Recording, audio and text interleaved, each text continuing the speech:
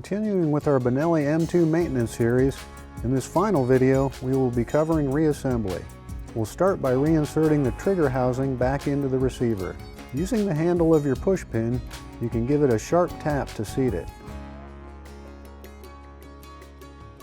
Then we'll reassemble the bolt assembly, place the inertia spring inside the bolt, install the locking head in its cam pin. There is a line stamped in the top of the cam pin which must be facing forward so that its hole will align with the firing pin and the cam pin will function correctly. Next, insert the firing pin into the rear of the body.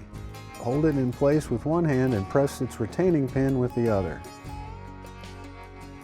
With the bolt now completely reassembled, it can be reinserted into the receiver.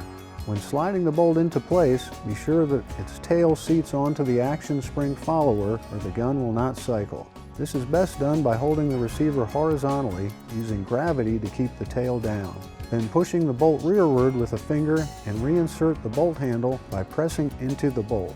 Test the bolt for function to make sure it has correctly seated into the recoil spring. If the bolt will not cycle, its tail is not aligned correctly.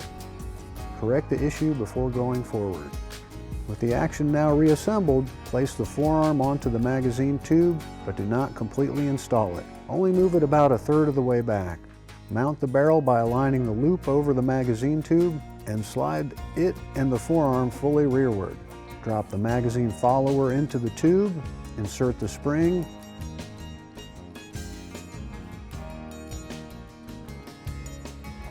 and slide the extension or cap over the other end of the spring.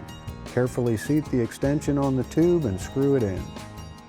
Once it is fully tightened, reach into the receiver and press the magazine follower forward with one finger.